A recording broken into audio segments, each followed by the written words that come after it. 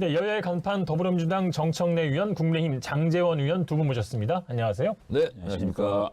자, 디톡스 정치 룰 소개하고 토론 시작하겠습니다.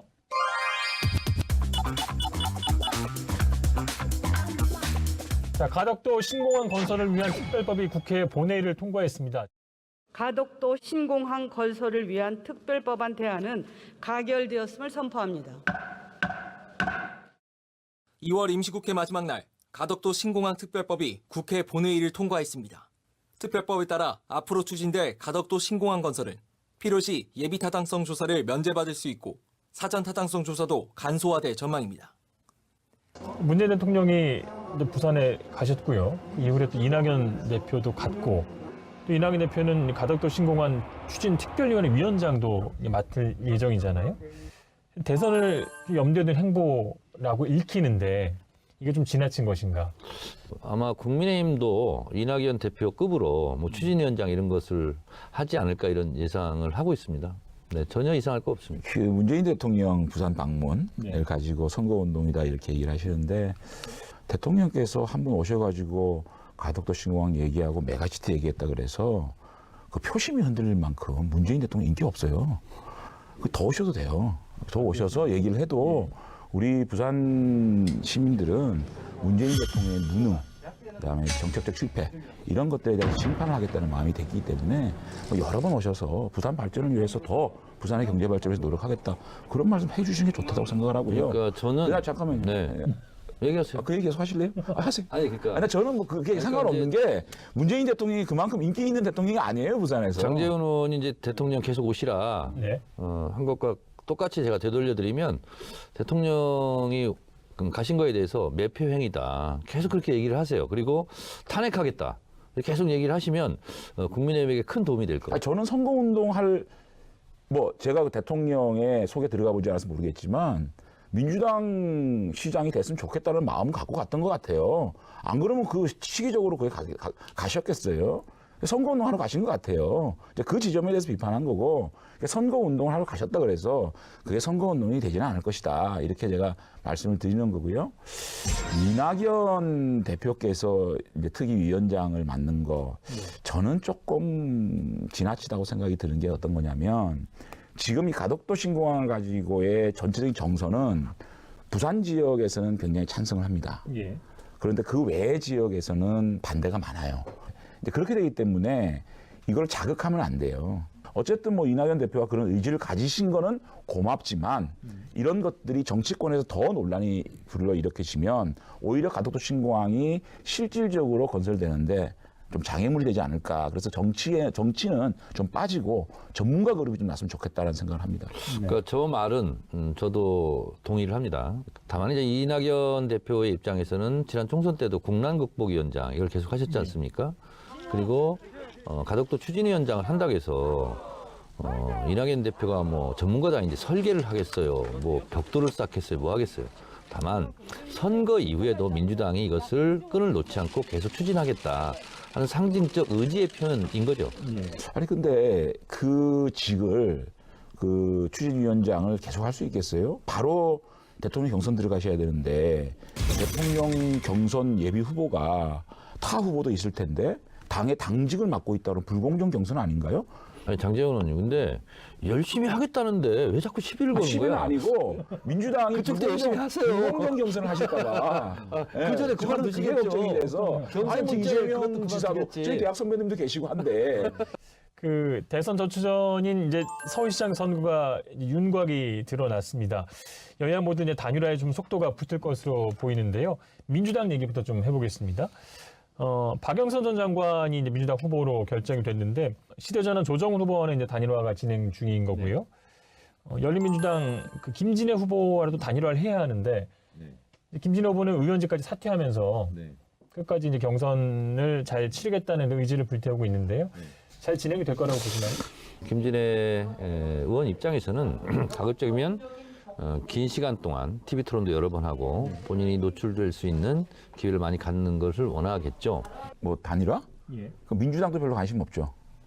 솔직히 얘기해서. 저희는 그게 뭐 단일화 하든 안 하든 그게 지성이면 감천이라고 네. 계속 단일화를 아니, 하면 뭐 특별하게 뭐 이슈가 되고 뭐 이게 달라지나요? 아니 왜냐하면 당락을 결정질 수 있는 표가요. 그럴 수 있죠. 예. 한명숙 총리 때 오세훈 때. 아니, 근데요, 만약에 김진애 의원이 나오더라도 열린민주당을 지지하는 분들이 이 민주당의 당선 가능성을 그걸로 다 보여요. 어차피 단일화 하든 안 하든 제가 볼 때는 민주당 지지층은 민주당 지지층에 몰릴 수밖에 없는 거고, 이 단일화는 정말 무슨 뭐 시너지나 컨벤션 효과 이걸 기대하기 할 수 없는 그런 단일화고, 사실 당장 김진애 의원이 3년 3개월 난 국회의원직을 던졌어요. 근데 별로 화제가 안 되더라고요. 오늘 김진애 의원 뭐 사태에 대해서 얘기하는 사람 한 번도 못 봤어요. 그 정도로 민주당의 단일화는 이게 별로 그 재미가 없잖아요, 솔직히. 그러니까 민주당마저도 별로 관심 없는 단일화 같아요. 그래서 그냥 박영선 후보 그냥 잘 그렇게 아니 성공하세요. 저희는 간절하고 절박합니다.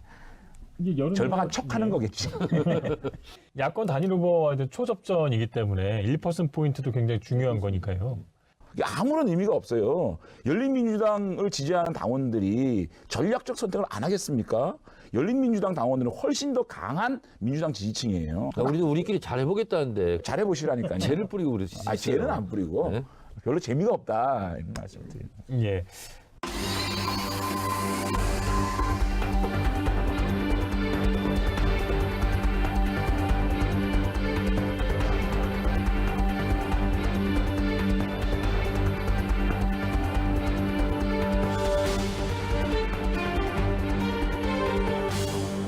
그동안 서울 시민 여러분들께 지은 죄를 갚아라 하는 격려와 함께 회초리를 들어주셨다고 저는 무겁게 받아들입니다. 단일화의 힘으로, 국민 여러분의 힘으로 반드시 이 정권 심판해내는 교두보를 마련하겠다 하는 의지를 다시 한번 굳게 밝힙니다. 자, 국민의힘 그 서울시장 예비 경선에서 예상을 깨고 오세훈 후보가 승리를 했는데 예상하셨습니까? 예상을 깬 건 아니죠. 사실은 외연 확장 측면에 있어서 오세훈 후보가 조금 더 앞섰거든요. 예비 경선에서도 당원에서는 나경원, 예. 그리고 비당원에서는 오세훈 후보가 조금 앞서지 않았습니까? 그런 것들이 저는 반영이 돼서 본선 경쟁력 이런 걸 보고 우리 당원들이나 국민들이 오세훈 후보로 표를 모아진 거 아닌가. 그래서 사실은 오세훈 후보가 지금까지 해왔던 이 중도 노선, 그리고 더 중요한 거는 오세훈 후보는 서울시장을 이미 지낸 분이에요. 예. 그렇기 때문에 1년밖에 안 되는 시정. 그것은요, 인수위도 없이 바로 개표 당일날 출근을 해서 일을 해야 됩니다. 즉시 투입할 수 있는 인재다. 이렇게 생각해서 저는 오세훈 후보의 승리가 확정된 거 아닌가 이렇게 생각합니다. 나경원 후보에 비해 오세훈의 경쟁력은 시정 경험이 있다. 예. 이런 거고요. 그리고 안철수와의 단일화, 그리고 박영선과의 본선 싸움에서는 나경원보다는 여러 여론조사에서 좀 더 경쟁력이 있는 걸로 나온 거죠. 예. 나경원 후보에 비해서 비교적 덜 비호감도가 또 있었던 것도 예. 하나의 승리의 요인으로 꼽을 수가 있겠죠. 만약에 안철수 후보가 단일화 최종 경선에서 패배한다면 미국 갈지도 몰라요. 그거는 당연하지 2012년 않죠. 때도 그랬잖아요. 안철수 후보가 직접 자신의 입으로 누가 단일화가 되든 간에 자신은 열심히 돕겠다라고 얘기했기 때문에 그걸 한번 믿어봅시다. 그럴지 안 그럴지 한번 지켜보자고요. 아까 그 믿는 도끼에 발등 찍힐 것 아니 같은데. 뭐 찍힐 때 찍히더라도 사람을 믿고 살아야지 그렇게. 자, 그래서 이제 국민의힘 후보와 안철수 후보가 단일화를 해야 하는데 시기도 굉장히 중요할 것 같고 질문할 때 적합토를 물을 것인가 아니면 뭐 경쟁력을 물을 것인가도 굉장히 미묘한 갈등이 있을 것 같은데 잘 이루어질 거라고 보시나요? 미묘한 갈등이 있건 뭐 어떤 질문지가 됐던 뭐가 됐던 됩니다. 될 거다. 왜냐하면 예. 그 후보들이 이번에 단일화를 하지 않고 둘 다 출마를 하면 박연선 시장 만들기 운동 본부 본부장들이에요. 예. 그러니까 시장을 민주당이 또다시 상납하는 거 아닙니까? 그러면 이분들이 영원히 정계에서 퇴출될 수밖에 없는 구조예요, 지금. 가장 핵심적인 것은 후보 앞에 당을 넣을 것인가 말 것인가. 이거라고 봅니다. 이것은 사활을 건 전쟁이에요. 국민의힘 오세훈. 그러면요. 국민의당 안철수를 다 이길 거예요. 아, 그렇습니까? 그래서 사람들은 뭐 지지도를 묻냐, 경쟁력 예. 적합도 이걸 가지고 얘기를 하고 또 단일화 표본을 어떻게 할 것이냐, 방식, 뭐 날짜, 시기 얘기하는데 다 필요 없고요. 앞에 당을 넣느냐 안 넣느냐 이 차이고요. 국민의힘으로서는 마지막 승부수 단일화 방식에서 당명 넣자라고 갈 거고요. 안철수 후보 측에서는 절대 안 된다. 라고 해서 저는 최종 파열음이 있을 것 같은데 저는 안 될 가능성이 51%. 예. 된다 하더라도 시너지 효과가 없는 단일화. 그리고 선거운동에 서로 비협조적인 그런 걸로 간다. 왜 그러냐면요. 정말 원하는 거를 얘기를 합니까? 지금 우리가 토론을 하면서 합리적으로 토론을 해야 되는데 본인이 원하는 바를 그렇게 아니, 논리적으로 얘기를 하면 제가 논리적으로 얘기하는 거예요. 아니 그러니까 원하는 바를 논리를 맞추는 제가 거 아닙니까? 원하는 바에. 김종인학 박사로서 이 세상에서 가장 말리기 어려운 싸움이 감정 싸움입니다. 예. 김종인과 안철수의 감정 싸움은 이미 시작됐고요. 자, 예를 들면요. 안철수 기호 4번으로 서울시장 못 이겨? 2번은 달아야 된다는 거. 그렇죠. 안철수 본인이 단일화의 장애물이야. 또 하나. 안철수의 지지율은 진짜 지지율이 아니야. 이게 김종인 비대위원장의 워딩이에요. 이거는요. 단일화 판 깰 때 쓰는 워딩입니다. 다 인간은 감정의 동물인데 감정에 의해서 좌지우지되고 역사도 감정에 의해서 방향이 막 뒤틀렸는데 과연 화학적 결합을 해서 용광로 선대위를 꾸릴 수 있겠느냐? 저는 불가능하다고 봅니다. 그 김종인 비대위원장 박사라고 하시는데 박사학위를 이번에는 인정 못 하겠어요. 김종인 위원장께서는 그때 달라요. 아, 그래요? 3자 필수론 얘기하시는 분이 단일화 안 하면 안 된다고 얘기하고 있는 분이에요. 예. 단일화가 안 되면 안철수 후보나 나경원 후보나 누구든지 간에 집니다. 그걸 다 알고 있는 상황에서 김종인 위원장이 뭐라고 한다 그래서 감정으로 부딪혀서 단일화를 안 한다? 말이 안 되는 거고. 다만 제가 동의하는 거는 뭐 4번은 내가 선거를 도와줄 수 없다. 참 유치찬란한 얘기예요. 제가 오늘 페이스북에 썼지만. 아니 그러면 국민의힘 후보 누가 되든 간에 국민의 후보가 되지 않으면 선거를 도와줄 수가 없다. 이런 얘기 아닙니까? 현실적으로 국민의당으로 나가게 되면 4번을 달고 나가야 되는 거 아니 아닌가요? 그러니까 그게 단일화 불복하겠다는 얘기 아닙니까? 예. 정말 유치찬란한 얘기예요. 단일화가 되면 후보가 되지 않습니까? 정치 예. 후보가. 그 후보의 뜻에 따라서 그 후보가 가장 이길 수 있는 가능성이 높은 선택을 하면 되는 겁니다. 그 후보의 이름하면 되는 거예요. 국민의힘 후보는 국민의힘 오세훈 예. 이렇게 쓰고 안철수는 그냥 국민의당 없이 안철수 이렇게 쓰면 돼요. 안 받을 것 같은데요. 자, 안 이어서 되는 방법만 얘기하고 있죠 지금. 예.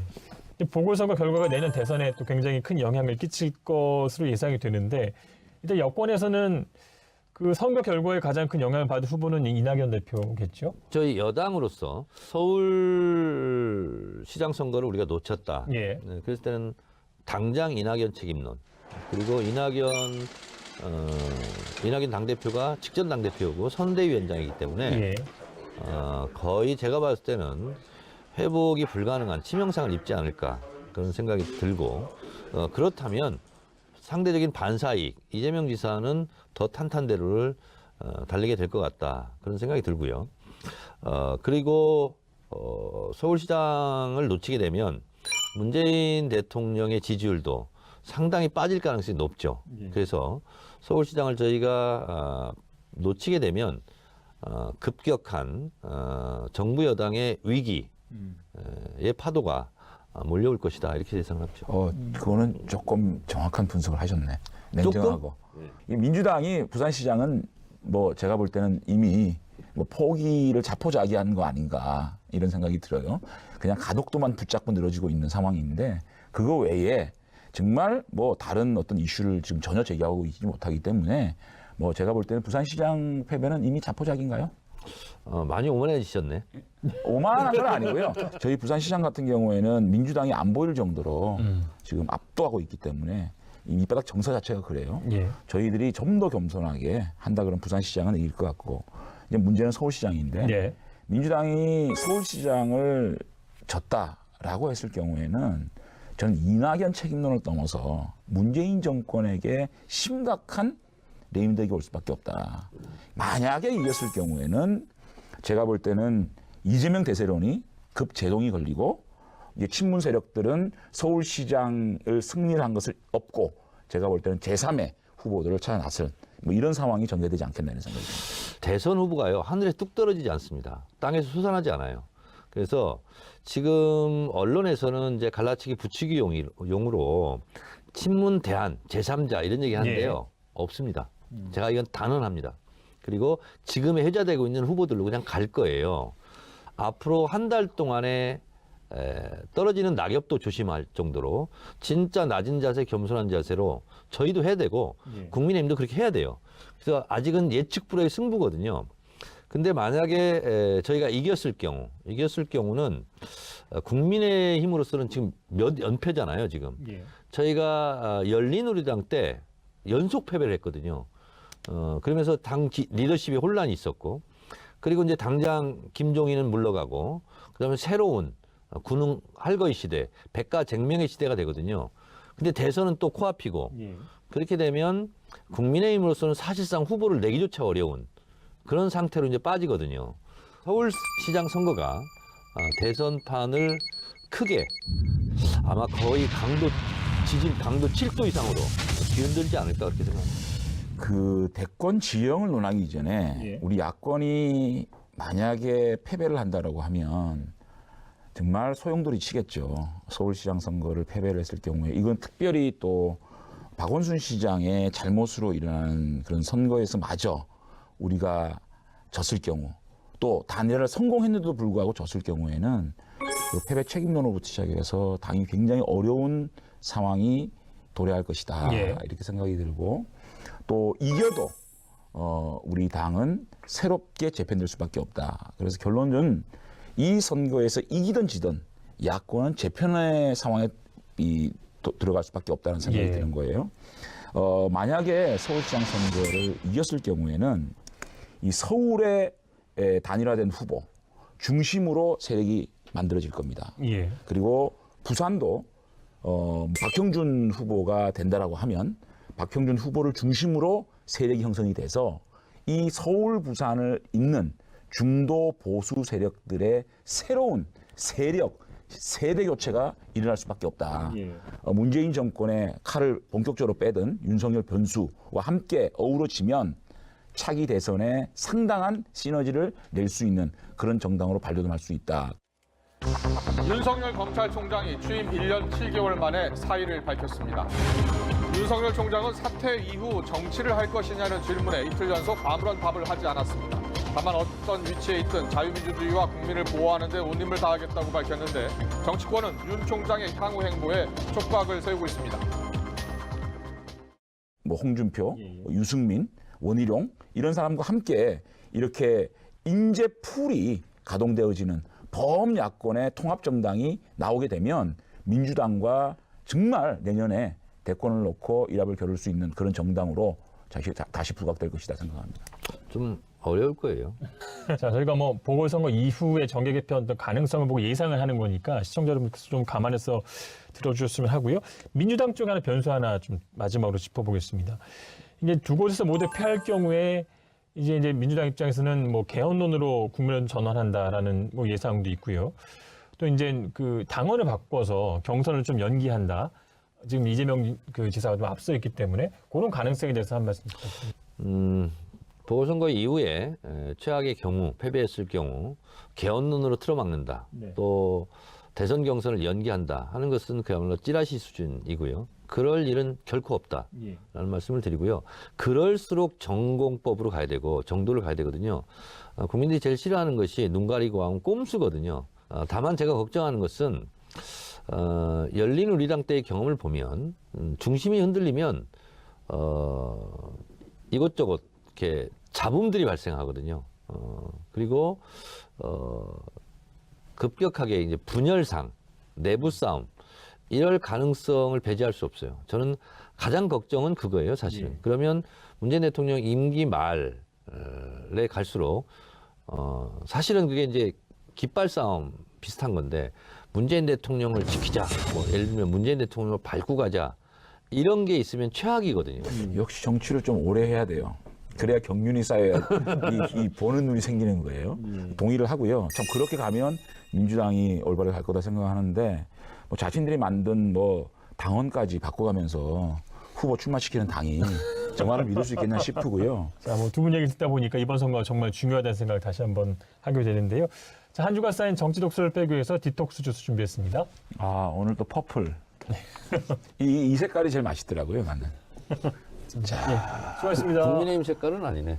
뭐 우리 색깔은 뭐 다양하니까.